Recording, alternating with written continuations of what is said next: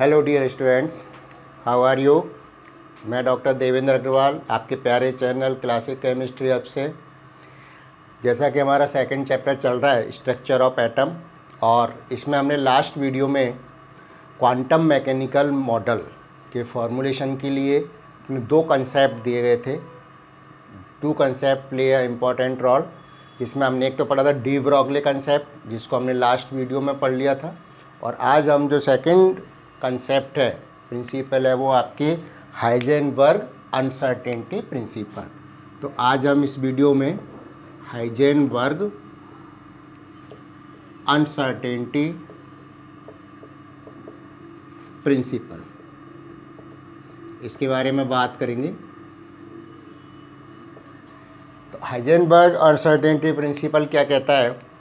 जैसे bore concept में तो हमने क्या पढ़ा था कि इलेक्ट्रॉन क्या है, एक डेफिनिट ऑर्बिट में चक्कर लगाता है। ये तो किसने बताया था? बोर ने बताया था। इससे पहले हमने डी ब्रॉगली कंसेप्ट देखा, तो उसमें क्या देखा? मैटर पार्टिकल की वेव नेचर के बारे में देखा, है ना। हाइजेनबर्ग अनसर्टेनिटी प्रिंसिपल भी क्या कहता है कि एट ए टाइम, यानी एक समय पर किसी भी इलेक्ट्रॉन की पोजीशन और उसका मोमेंटम एक साथ ज्ञात नहीं किया जा सकता, यानी उसमें क्या होती है? अनिश्चितता होती है, अनसर्टेनिटी होती है। तो हम इसको किस तरह से लिखेंगे प्रिंसिपल को? According to this principle, according to this principle, according to this principal,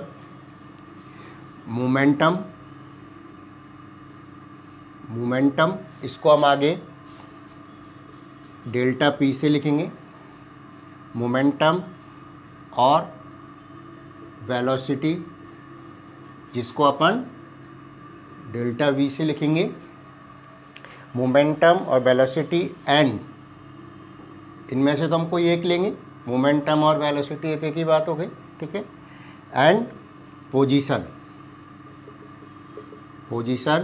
जिसको अपन लिखेंगे डेल्टा एक्स से, of an electron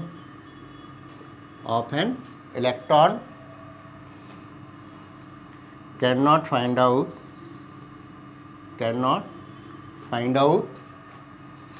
accurately at the same time, यानी एक समय पर हम किसी भी इलेक्ट्रॉन के मोमेंटम और पोजीशन को एक्यूरेटली फाइंड आउट नहीं कर सकते। There is always uncertainty there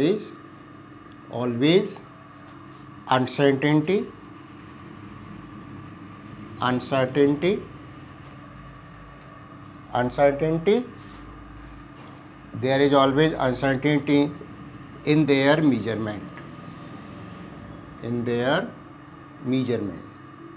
यानी इनके मीजरमेंट में, in their measurement, THEIR, in their measurement, यानी इनके मीजरमेंट में हमेशा क्या रहती है? अनिश्चितता रहती है।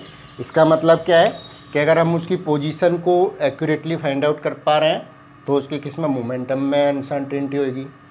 अगर मोमेंटम को अपन फाइंड आउट कर पा रहे हैं तो उसके किसमें होगी? पोजीशन में अनसर्टेनिटी होगी। यानी ये दोनों एक दूसरे के क्या होते हैं? इन्वर्सली प्रोपोर्शनल होते हैं। मैं फॉर्मूले से बताता हूँ। तो जो हाइजेनबर्ग अनसर्टेनिटी प्रिंसिपल ने रिलेशन दिया इसमें, वो क्या था आपके कि delta p and delta x, अपन ने देखा है ना, मोमेंटम एंड पोजीशन, ठीक है।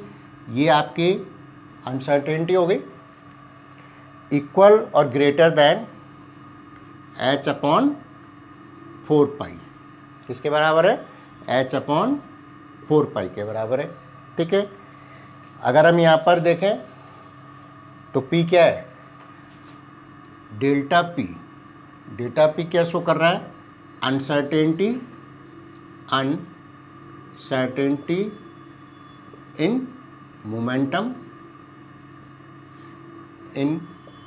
मोमेंटम। डेल्टा एक्स क्या शो करेगा? Uncertainty uncertainty in position, uncertainty in position. H क्या है यहाँ पर, प्लांक कांस्टेंट, प्लांक कांस्टेंट। और पाई तो आप जानते ही हैं, पाई की वैल्यू तो फिक्स होती है, या तो आप 22/7 रखेंगे या 3.14, ठीक है ना। तो इस तरह से डेल्टा पी और डेल्टा एक्स ये क्या शो कर रहे हैं, अनसर्टेनिटी शो कर रहे हैं पोजीशन एंड मोमेंटम में। अब अपने को मालूम है P इजिकल टू क्या होता है, mv, मास अपॉन वेलोसिटी। तो मास ऑफ पार्टिकल तो क्या होगा, फिक्स होगा, और वेलोसिटी कैन बी चेंज। तो अपन इसको कैसे रिप्लेस कर सकते हैं, m डेल्टा v डॉट, यानी मल्टीप्लिकेशन हो गया, x ग्रेटर और इक्वल देन h अपॉन 4 पाई, ठीक है। अब यहाँ पर अपना क्या हो गया, v क्या हो गया, delta v uncertainty in velocity. अपन ने दोनों लिखा था, अपन इसको मोमेंटम भी और वेलोसिटी दोनों के केस में लिख सकते हैं। तो यहाँ पर अब अपन देखेंगे तो डेल्टा v क्या हो गया, अनसर्टेनिटी, अनसर्टेनिटी इन वेलोसिटी, यानी वेलोसिटी में अनसर्टेनिटी हो गई। अब इसको आप देखें तो फॉर्मूले को कैसे मॉडिफाई कर सकते हैं, delta v delta x equal greater than h upon 4 पाई m। m क्या हो गया यहाँ पर, मास ऑफ पार्टिकल, क्या हो गया, मास ऑफ पार्टिकल। इसको अपन नंबर दे देते हैं, जैसे इसको 1 नंबर दिया, ये मान लीजिए 2 नंबर दे दीजिए, ठीक है। और m क्या है यहाँ पर, mass of particle, mass of particle, ठीक है। अब हम यहाँ पर इसके सिग्निफिकेंस देखते हैं। एक चीज़ और यहाँ पर आप समझें कि जो आपके मोमेंटम या पोजीशन में अनसर्टेनिटी है, ये एक दूसरे के इन्वर्सली प्रोपोर्शनल है। जैसे मैंने अभी भी आपको बताया था, अगर अपन देखें डेल्टा एक्स अपन यहाँ लेते हैं तो क्या होगा, डेल्टा पी नीचे आ जाएगा, ठीक है। या आप यहाँ पर डेल्टा वी या डेल्टा पी लेते हैं तो डेल्टा एक्स नीचे आ जाएगा। यानी यहाँ पर आपके both uncertainty in position and velocity और momentum inversely proportional to each other. अपन यहाँ पर एक लाइन और लिख लेते हैं, पहले आप ये कॉपी कर लीजिए। इस फॉर्मूले से अपने को पता लग रहा है ये,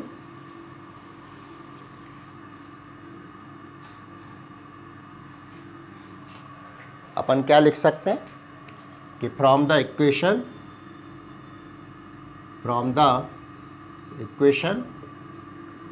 1 and 2, it is clear that both uncertainty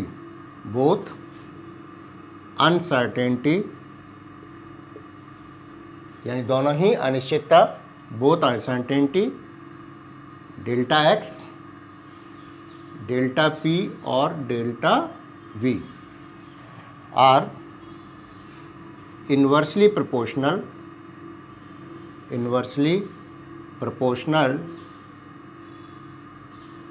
to each other। यानी एक दूसरे के क्या है, ये इन्वर्सली प्रोपोर्शनल है। यानी अगर एक घटता है तो दूसरा बढ़ेगा। यानी अगर हमारे पोजीशन में अनिश्चितता ज़्यादा है तो मोमेंटम में कम होगी, मोमेंटम आसानी से निकाल सकते हैं। या मोमेंटम में अनिश्चितता ज़्यादा है, अनसर्टेनिटी, तो हम उसकी पोजीशन निकाल सकते हैं, ठीक है। तो ये तो अपने किसके बारे में बात हुई, हाइजेनबर्ग अनसर्टेनिटी प्रिंसिपल। अब अपन इसका सिग्निफिकेंस देखते हैं, क्या सिग्निफिकेंस है, कहाँ पर हम इसको यूज कर सकते हैं। तो देखिए अब सिग्निफिकेंस देखते हैं, हाइजेनबर्ग अनसर्टेनिटी प्रिंसिपल का significance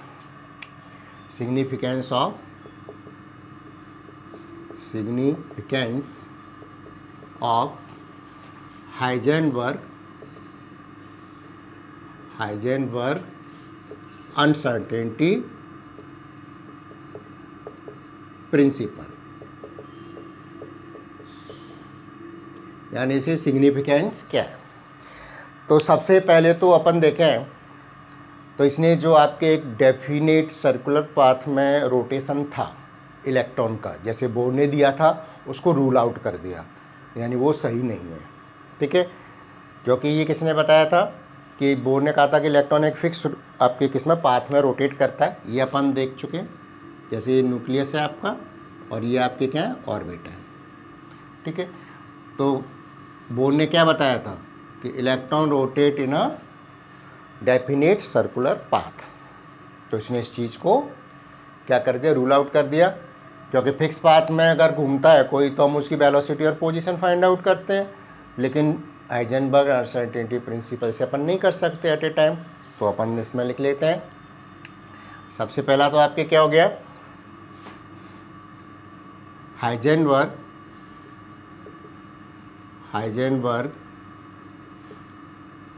rule out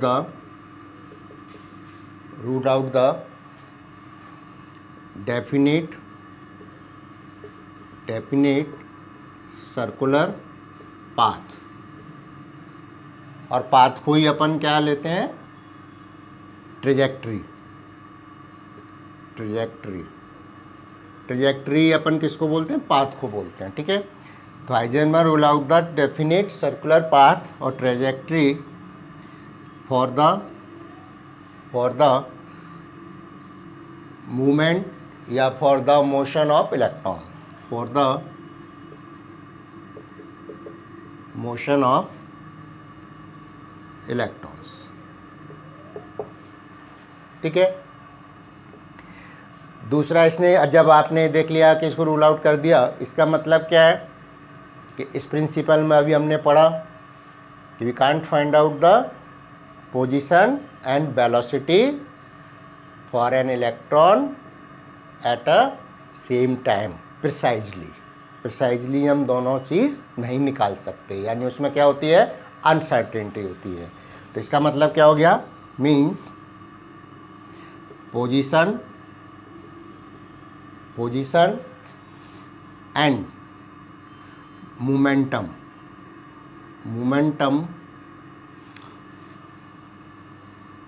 for an electron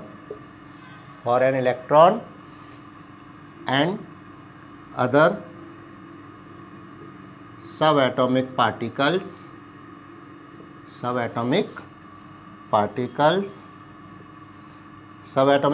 में क्या आ जाएंगे आपके अदर, जैसे आपका प्रोटॉन्स हैं, ठीक है ना, न्यूट्रॉन्स हैं, atoms, molecules,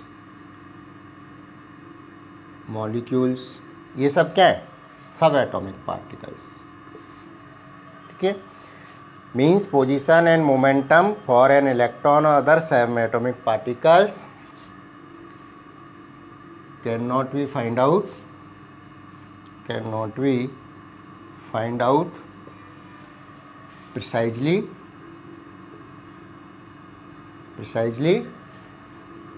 at the same time, यानी एक ही समय पर अपन प्रिसाइजली उसका मोमेंटम और पोजीशन ज्ञात नहीं कर सकते। ठीक है, ये हो गया इसका सिग्निफिकेंस। दूसरा अपना क्या हो गया, अपन ने फॉर्मूला देखा है कि अगर मास ज़्यादा है तो क्या होगा, अनसर्टेनिटी कम होगी, क्योंकि दोनों इन्वर्सली प्रोपोर्शनल है। ठीक है, तो अब मैं ये कॉपी कर लीजिए, अब उसके बेसिस पर आपको बताते हैं। तो जो आपकी हाइजेनबर्ग प्रिंसिपल है, it is not significant for the macroscopic particles, यानी जिनका वेट मिलीग्राम्स में है उनके लिए क्या होगा, अनसर्टेनिटी नेग्लिजिबल हो जाएगी, तो वहाँ पर ये सिग्निफिकेंस नहीं होगा। ठीक है, तो अपन लिख सकते हैं from the Heisenberg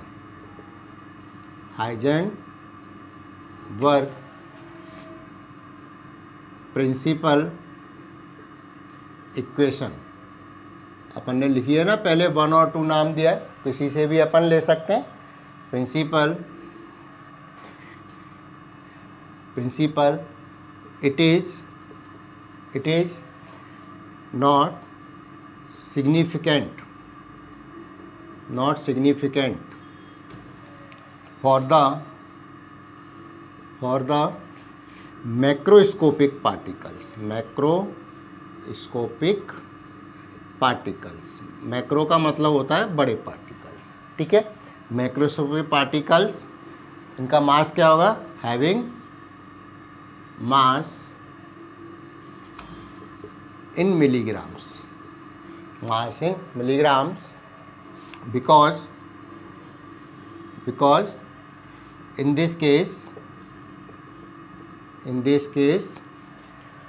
uncertainty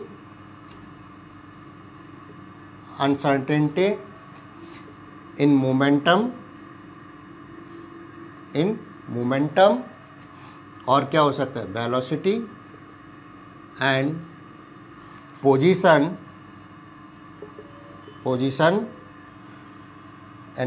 will be very negligible, बहुत ही क्या होगा, नेग्लिजिबल होगी अनसर्टेनिटी। इसीलिए क्या होगा आपके, ये सिग्निफिकेंट नहीं होगा किनके लिए, मैक्रोस्कोपिक पार्टिकल्स के। अब देखिए इसका अपन अगर दूसरा दें, वही सेम इक्वेशन से अपन देखें, फॉर द माइक्रोस्कोपिक पार्टिकल्स, जैसे आपके इलेक्ट्रॉन्स हैं, प्रोटॉन्स हैं, न्यूट्रॉन्स हैं, इट इज़ सिग्निफिकेंट। क्यों? क्योंकि आपके क्या होगा, जब आपके मास कम है तो अनसर्टेनिटी ज़्यादा होगी, क्योंकि अनसर्टेनिटी मास के इन्वर्सली प्रोपोर्शनल है। तो अपन लिख सकते हैं फॉर माइक्रोस्कोपिक, ऐसे लिख सकते हैं फॉर, या ऐसे कर लीजिए अपन, it is significant for microscopic particles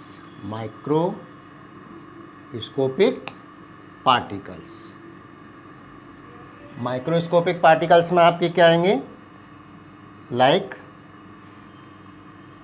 electrons, protons है ना, न्यूट्रॉन्स, ये अपने पहले भी लिखे हैं, एटम्स, मॉलिक्यूल्स एक्सेट्रा, ठीक है। For microscopic particles, it is significant for the microscopic particles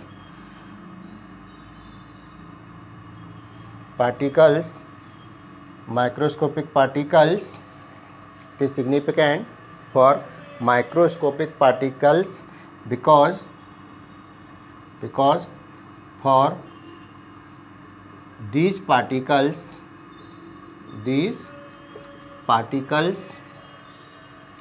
uncertainty in position and momentum और velocity will be high। अपन देखें ना, जैसे इलेक्ट्रॉन का मास कितना होता है, ये हमने पहले देखा भी है, 9.1 इंटू 10⁻³ किलोग्राम। तो ये मास क्या हो गया, बहुत कम हो गया, ठीक है ना। तो जब आपके मास कम है तो क्या होगा, अनसर्टेनिटी बढ़ जाएगी, क्लियर। तो इसके बेसिस पे पोजीशन, वेलोसिटी, इनमें अनसर्टेनिटी होती है, इसलिए हमने इसको टर्म को दोनों को किससे रिप्लेस कर दिया, प्रोबेबिलिटी से। प्रोबेबिलिटी का मतलब हो गया space where the probability of finding electron is maximum. Probability मतलब संभावना, यानी वहाँ पर आपके इलेक्ट्रॉनों के पाए जाने की संभावना ज़्यादा है। तो अपन जो अनसर्टेनिटी इन पोजीशन और वेलोसिटी अपन यूज़ कर रहे हैं या मोमेंटम यूज कर रहे हैं, तो इसकी जगह एक नई टर्म यूज़ करते हैं अपन, वह प्रोबेबिलिटी। तो अपन नेक्स्ट पॉइंट में लिख लेते हैं, इसको कॉपी करिए। इससे क्या आपके हो गया, क्या कंक्लूजन हमने निकाला,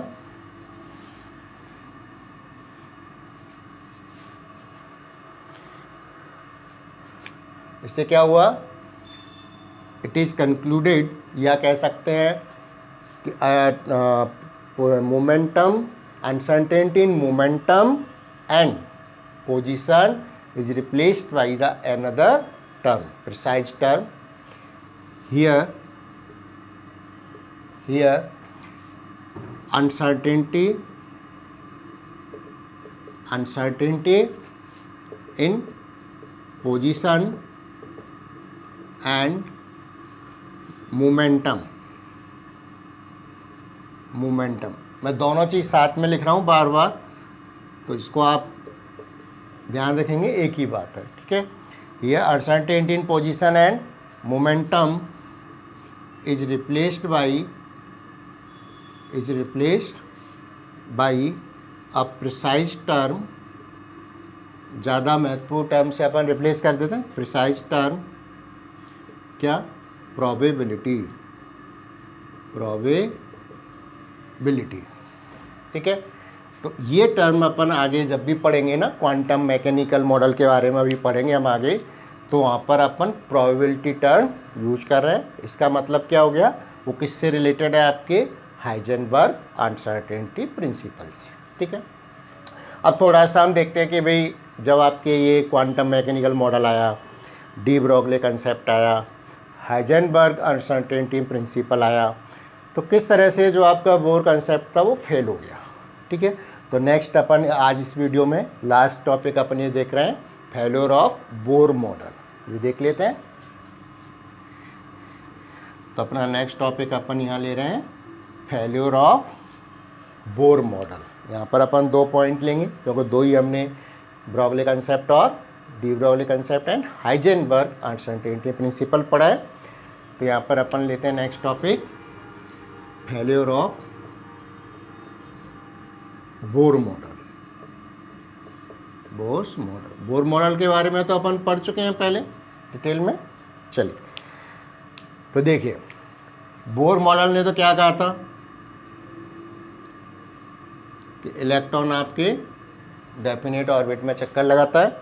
तो बोर ने क्या कहा? According to bore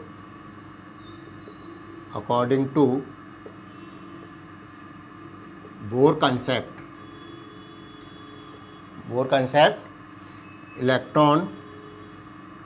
electrons are charged particles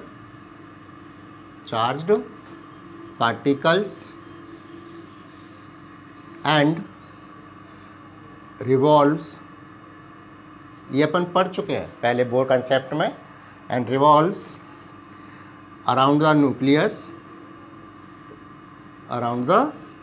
nucleus in a circular path, ठीक है। इन ए सर्कुलर पाथ में क्या करता है? रोटेट करता है। बोर कंसेप्ट क्या करता है? वेव नेचर को नहीं बताता। This theory could not explain, यानी एक्सप्लेन नहीं कर सका। This theory could not explain the wave nature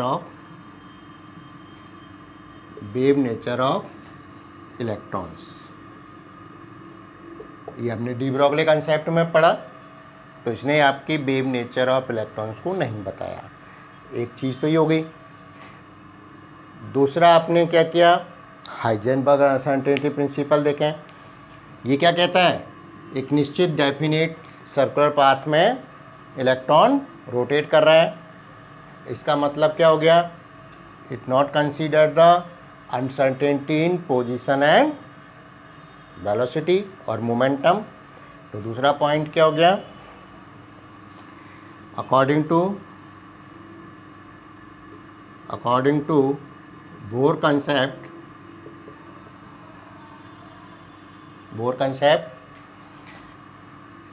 electron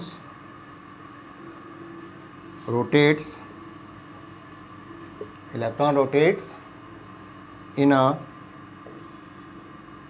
definite circular path. Definite circular path means position and momentum, momentum, और अपन ने क्या लिखा, velocity of an electron, of an electron can be determined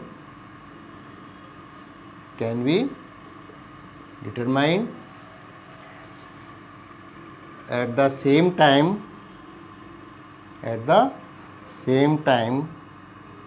accurately,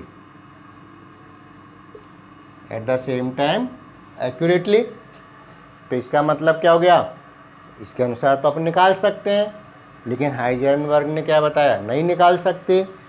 इसका मतलब क्या हुआ, so it is contradict यानी opposite हो गया, it is contradict to Heisenberg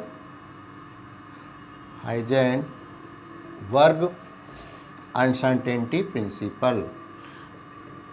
अब अपन दोबारा नहीं लिखते, हाइजेनबर्ग अनसर्टेनिटी प्रिंसिपल अपन पहले पढ़ चुके हैं कि अपन एट ए टाइम नहीं निकाल सकते उसकी पोजीशन और मोमेंटम दोनों एक समय पर।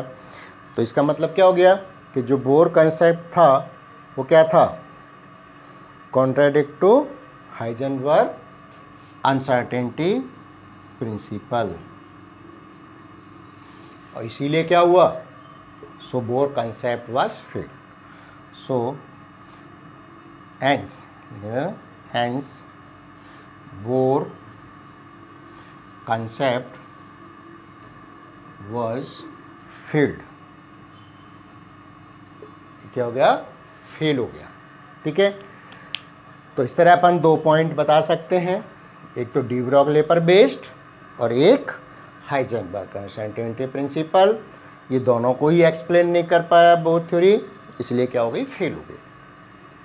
तो ये तो हमने अभी तक इसमें अपन ने 2 कंसेप्ट पढ़े जो कि क्वांटम मैकेनिकल के फॉर्मूलेशन में हेल्पफुल थे।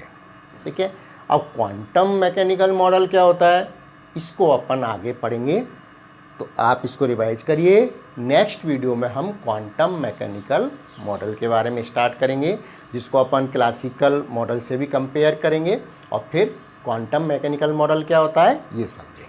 आज इसमें इसी तक, थैंक यू वेरी मच।